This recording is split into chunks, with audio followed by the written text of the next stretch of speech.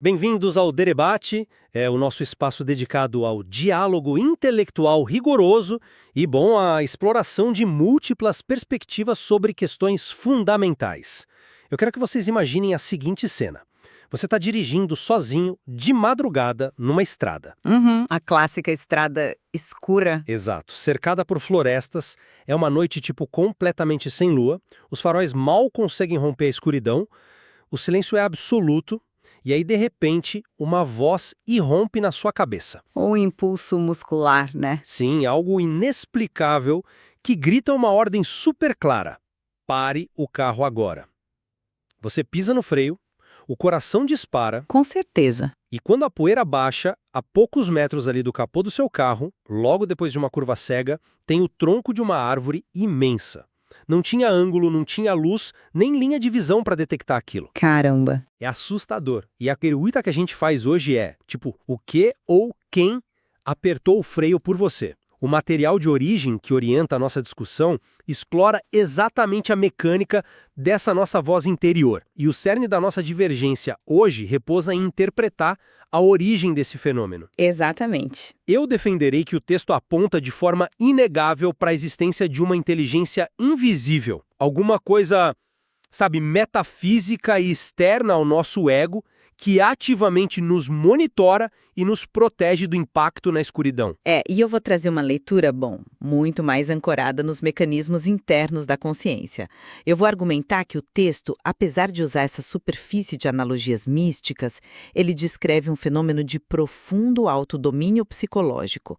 A voz e o destino traçado não são essas orquestrações celestes. Não. Não. É o nosso próprio subconsciente humano operando na sua capacidade máxima, sabe? Quando a gente aprende a silenciar os ruídos da mente. Olha, todo mundo que nos escuta agora já sentiu aquele calafrio na espinha. A intuição súbita de não pegar um voo ou não entrar numa rua escura. Para a gente começar, precisamos entender que o material não trata essas intuições como meras descargas elétricas acidentais do nosso cérebro. Certo, ele posiciona isso num contexto maior. Muito maior. O texto evoca conceitos ancestrais, tipo o Daimon de Sócrates, que era literalmente uma entidade, um guia espiritual sussurrando no ouvido do filósofo. Fala do Atman, das tradições orientais, da intervenção de espíritos protetores, e a minha posição se baseia na definição literal que o material entrega. Literal. Sim, trata-se de uma inteligência invisível conectada a algo infinitamente maior que a nossa identidade. E a prova de que isso opera de fora para dentro está na aquisição de dados impossíveis. Impossíveis para a biologia que a gente conhece, talvez. Impossíveis para qualquer biologia. Quando o texto relata a mulher na estrada ou as mães que sentem aquela angústia asfixiante no instante exato em que um filho corre perigo a quilômetros de distância, isso é tipo uma quebra nas leis da física. Uma mente humana, por mais zen que seja, não tem a capacidade orgânica de rastrear obstáculos invisíveis aos olhos, nem possui telepatia. O texto é claro em dizer que nós precisamos silenciar a mente, não para processar dados melhor, mas para abrir o canal auditivo para uma fonte externa de sabedoria. Olha, eu encaro isso por um ângulo completamente diferente, muito focado na biologia evolutiva, sabe? E na nossa arquitetura neurológica. A genialidade desse texto, na minha leitura, é que ele pega todo esse vocabulário místico, acumulado por milênios, e traduz para uma fórmula de autogestão. Autogestão? Como assim? Porque se a gente olhar para a premissa fundacional do autor, ela é brutalmente pragmática. O texto crava, sem nenhuma cerimônia, que a ideia de céu, purgatório e inferno é apenas um estado de espírito merecido. Sim, ele fala isso. Então não é uma geografia pós-morte, né? É um resultado direto que se origina nos pensamentos de cada um. Se o inferno é uma criação da minha ansiedade, esse anjo que me salva é uma criação da minha clareza mental. O que o material chama de sabedoria é tipo a capacidade de transcender o barulho contemporâneo. Mas isso explicaria evitar bater num carro da frente, talvez? Explica mais do que isso. O cérebro moderno é treinado para paranoia constante e isso gera muito ruído. Essa força motriz que nos desvia dos acidentes não é uma entidade flutuando no éter cósmico. É o nosso subconsciente operando no auge da tomada de decisão, livre de pânico. O que o texto ensina não é depender de mágica externa. Tá, mas a sua lógica sobre o processamento mental, ela desmorona imediatamente quando a gente testa contra os mecanismos físicos daquele primeiro exemplo da árvore. Porque desmorona. Porque para um computador processar uma resposta, ele precisa de inserção de dados. O evento ocorre depois de uma curva cega no escuro. Sim, escuro total. Então não tem fótons de luz daquela árvore alcançando a retina da motorista. Se o cérebro estivesse só numa serenidade perfeita, livre de paranoia, ele apenas processaria a estrada limpa que ele está vendo, certo? Não, de jeito nenhum. Como não? O cérebro humano não possui um radar Doppler para escanear madeira a dezenas de metros no escuro. Se a motorista estivesse limitada à biologia humana, ela teria batido e morrido, mesmo com a mente tranquila. O texto usa isso para evidenciar a tutela externa. Como a biologia explica a detecção de um perigo letal que está fora do alcance absoluto dos 5 sentidos? É aí que tá. Eu sinto muito, mas eu simplesmente não compro essa premissa de que a informação estava inacessível fisicamente. Você acha que ela viu a árvore? A gente comete o erro constante de subestimar a magnitude da captação sensorial humana, né? O texto aborda muito inteligentemente a hesitação cética sobre ser apenas o subconsciente. Sim, ele diz que os céticos dizem isso. E logo ensina que a resposta está na sensibilidade e abertura interior. Olha só, a ciência neurológica mostra que o cérebro capta dezenas de milhões de bits de informação por segundo do ambiente. Mas a nossa mente consciente, aquele filtro do ego que pensa, eu estou dirigindo, só processa uns 40 bits por segundo. Tá, mas como os bits captam uma árvore invisível? Quando o carro se aproxima da curva, os faróis projetam luz. Se tem um obstáculo massivo bloqueando a estrada ali, o padrão sutil de refração de luz no ar muda. Espera aí, você está dizendo que o olho humano capta refração de luz no ar antes da curva? O olho capta. A consciência ignora. E tem mais. O som do motor ecoa na massa da árvore e retorna com uma alteração acústica de milissegundos. A pressão do vento na carroceria sofre uma microalteração. A mente consciente dela não vê nada disso, mas os milhões de processadores subconscientes do cérebro desenvolvidos para detectar predador em folhagem, eles gritam em uníssono.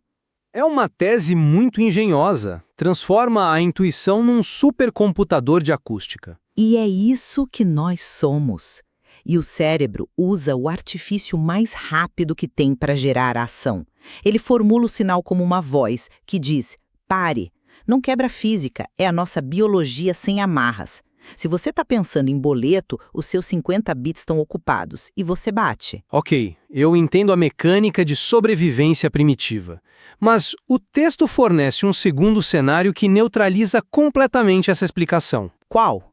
Ora apresenta a senhora idosa deprimida numa praça. Ela chegou no limite dela, pensando, nada mais faz sentido. E nesse exato instante, uma voz doce e invisível instrui, olhe para lado. E no milésimo segundo em que ela vira o rosto, uma criança pequena cruza o olhar dela e sorri. A sincronicidade, né? O timing é absoluto. Impecável. Uma orquestração para quebrar a depressão dela. Como esse seu hiperprocessamento de luzes e ecos explica uma voz que sabe onde uma criança está e o segundo exato em que ela vai sorrir? Isso ultrapassa a detecção de predador. Entra no território do cuidado orquestrado. Bom, a psicanálise e a neurobiologia lidam com isso através do instinto de sobrevivência psicológica, que é tão forte quanto não bater o carro. Sobrevivência psicológica fazendo crianças sorrirem no tempo perfeito. Não, fazendo o cérebro procurar a salvação. Como animais hipersociais, o nosso campo de visão periférico é otimizado para duas coisas: movimento rápido e rostos humanos. A senhora estava no fundo do poço, mas a biologia dela estava desesperada por dopamina, sabe? Por conexão. Mas a voz veio antes dela ver a criança? Na periferia da visão dela, muito fora do foco consciente ocupado pela tristeza, a criança já estava ali brincando. O subconsciente notou a expansão dos músculos faciais da criança se preparando para sorrir. Para forçar a quebra daquele transe depressivo, a mente dela projetou o comando consciente, olhe para o lado. Você está dizendo que ela previu o sorriso perifericamente. Nós somos excelentes em ler linguagem corporal sem perceber. Não requer anjos celestes, requer o cérebro fazendo o que ele evoluiu para fazer, que é encontrar conexões em momentos de isolamento. É uma explicação muito criativa, confesso, mas isso levanta um conflito direto com as prescrições de conduta que o material faz mais à frente. Se fôssemos apenas essas máquinas biológicas complexas operando radares de dopamina, a estrutura moral não faria diferença nenhuma. Ah, mas faz, porque a estrutura moral afeta o convívio sociológico. Mas o texto insere todo esse fenômeno sob o peso de uma cosmologia de merecimento. Ele materializa essa sabedoria através do senhor terapeuta. Esse personagem não dá aulas de visão periférica ou acústica. Certo, ele fala em tom de conselho existencial. As diretrizes são puramente metafísicas. Ele ensina a abençoar a ordem das coisas. Abençoa o universo que também está em você. Seja grato a Deus por existir. Isso é um chamado para alinhamento cósmico, não para otimização neural. Eu discordo totalmente dessa leitura. Mas o sucesso só se cristaliza porque a ação humana não atua no vácuo, né? Nós somos recompensados com as intuições certas porque decidimos nos alinhar ativamente a essa ordem invisível. Tem um maestro benevolente que recompensa quem sintoniza na frequência principal. O problema central e a armadilha dessa visão cósmica é que você acaba suavizando a advertência incrivelmente terrena que o material lança. Ele fala muito sobre a passividade. A tal ordem benevolente não faz o trabalho por você em momento algum. Eu não disse que ela faz o trabalho. Mas olha a metáfora espacial que ele usa. Ele descreve as pessoas estagnadas, sentadas na janela, só olhando o tempo passar, desejando voltar para o berço sem esforço. O material é violento ao repudiar essa inércia. Ele diz que é pura perda de tempo ficar ali se lamentando. Sim, eu concordo que ele exige ação. A exigência é fechar a janela da ilusão e ir fisicamente na direção do portão. E quando cruzamos esse portão, os conselhos do senhor terapeuta são isentos de magia. Ele pede para enfrentar os desafios com inteligência, manter vigilância contra ilusões e não ser ingênuo. O que continua sendo moral, não biológico. Mas o alinhamento descrito ali é inteligência emocional. A estrutura que nos recompensa não é o cosmos flutuando no vazio, é o tecido social humano. Quando você é grato, quando você sorri de forma autêntica nas ruas, a outra pessoa desarma. Nós colhemos resultados por simples sociologia aplicada, sabe? Ninguém contesta a repulsa à inércia, a gente concorda nisso. Mas a garantia que dá coragem para atravessar esse portão repousa em sentenças providenciais do material. Como você interpreta as promessas de que os esquecidos serão lembrados ou os que estão no chão serão levantados? Eu interpreto dentro do contexto da ética social. Mas, historicamente, observando essa sua sociologia fria, a humanidade falha demais. Milhões no chão continuam no chão e são esmagados. Se dependêssemos puramente da inteligência humana, a roda continuaria esmagando. O texto exige caminharmos juntos, porque essa postura atrai o olhar de uma justiça corretiva. A gente constrói o edifício, mas quem segura a planta arquitetônica para garantir que o chão não ceda sobre os mais fracos é essa inteligência organizadora. Essa promessa transcende a sociologia. Olha, se a gente lê essas sentenças assim isoladas, elas realmente soam divinas. Mas o texto proíbe essa leitura anestesiada. A premissa central dele é explícita. O fator merecimento não tem origem na imaginação nem no inesperado. Então, nada de anjos. Nada de anjos descendo num raio de luz. A instrução que segue é: por isso é preciso acalmarem a mente e o coração. Ficarão surpresos se fizerem isso. A grande surpresa não é o socorro que cai do céu, é a resiliência interna e as conexões que emergem quando você não sabota mais as suas relações. Tá, mas por que ele evoca figuras icônicas como Jesus, então? Porque ele ensina a aplicar o amor na prática cotidiana para criar redes de segurança. Ele fala muito sobre cuidar dos jardins dos relacionamentos. Os caídos não são içados por forças mágicas. Eles são levantados porque a coletividade ética e solidária se volta organicamente para ajudar quem está vulnerável. Nós operamos as roldanas da salvação uns dos outros. O brilhante dessa nossa discordância é que o texto permite olhar a estabilidade emocional por duas óticas excludentes. Você vê no Conselho de Acalmar o Coração a construção de um hardware interno imbatível. Exatamente. Mas, se cavarmos um nível abaixo, a estabilidade mental é retratada ali como o pré-requisito técnico para manter o canal externo aberto. O autor diz que o campo emocional não tem estabilidade se a gente se ausenta do compromisso humano. Esse campo emocional funciona como um sistema de transmissão. Transmissão cósmica. Instabilidade emocional, tipo ciúme cego, ambição esmagadora, isso cria uma tempestade de estática ao redor do ego. A inteligência invisível nunca para de transmitir alertas. O instinto das mães frequentemente atua com os filhos a centenas de quilômetros de distância. Não dá para ler microexpressões a essa distância, concorda? Bom, a distância impõe outras variáveis, sim. Os bloqueios do nosso egoísmo agem como fones de ouvido barulhentos tocando a música da nossa aflição, impedindo a gente de ouvir a ordem para frear antes da árvore. A higiene mental não facilita só o convívio, ela é a calibração para sintonizar o rádio e voltar a ouvir esse sussurro ancestral. Sua analogia do rádio sintonizando o cosmos é super poética, mas ela complica uma coisa que a biologia explica de forma bem simples. Baseada na insistência de que nada cai do inesperado, nós não estamos consertando o rádio para ouvir um locutor distante, entende? Nós estamos otimizando o processador central da nossa própria nave. Otimizando ou diminuindo o cortisol. Sim, quando a tempestade emocional bate, pânico, raiva, inveja, o cortisol no cérebro atinge níveis tóxicos e a atividade do córtex pré-frontal, que faz a lógica e a intuição fina, é bloqueada. O animal reverte para o primitivismo de luta ou fuga pura. E sobre o instinto das mães à distância. A ciência do apego mostra que duas pessoas profundamente ligadas criam matrizes de rotina e antecipação de risco tão precisas, mas tão calibradas, que a interrupção microscópica dessa rede causa ansiedade física na mãe, mesmo distante. Não tem mágica, tem uma engenharia evolutiva de empatia impulsionada por convivência histórica. Entendo. Bom, chegamos a um ponto onde as fundações do material suportam visões profundamente distintas.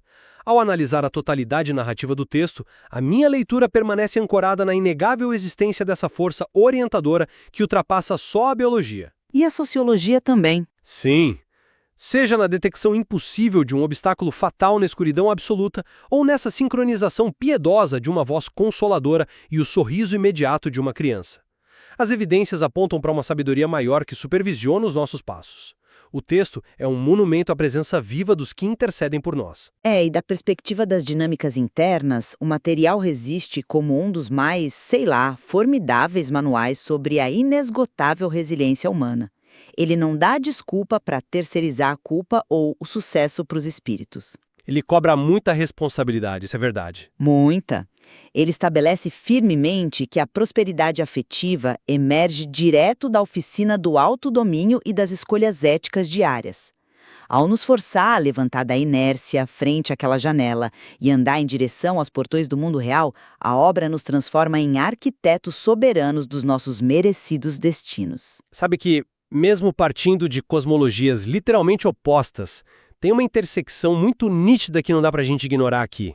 A engenharia prática das soluções, o método em si. Exato. Independentemente se a gente considera a intuição como o sinal dos anjos ou como as 1000 engrenagens silenciosas do subconsciente calculando variáveis, o manual de instruções que o texto prescreve para ligar a máquina é idêntico. E exige que a gente silencie essa cacofonia diária e abandone a postura reativa. Exige uma coragem colossal para praticar solidariedade num mundo que recompensa o imediatismo. Seja para manter o sinal limpo para os guias invisíveis ou para afastar o estresse químico que paralisa nossa lucidez. O que reafirma o texto como um documento de imeso-pragmatismo, né? Ele não acalenta as nossas ilusões, adverte sobre os golpes do ego e aconselha a nunca sermos levianos. Mas, ao mesmo tempo, insiste que, para quem não se enche de amargura e olha adiante, tem sempre uma nova esperança amanhecendo. Com certeza! Como eu falei no início, todos que estão nos escutando já foram amparados por essa intuição poderosa no momento crítico, fosse um perigo na estrada ou aquele sussurro de que a fase ruim ia passar. Pois é. Talvez a voz não venha de uma entidade cósmica. Talvez seja a máquina espetacular do seu corpo clamando para ser ouvida no meio de tanta notificação de rede social, sabe? Ou talvez existam presenças sutis aguardando você se acalmar só para te dizer para olhar para o lado. Fica a dúvida no ar. O nosso debate mapeou a estrada e as teorias, mas na próxima vez em que essa percepção relâmpago clarear sua mente na escuridão existencial ou literal, será de você a tarefa fundamental de decifrar de onde sopra o seu próprio milagre. Obrigado por participarem com a gente no debate de hoje, continuem questionando e nos vemos em breve no próximo aprofundamento.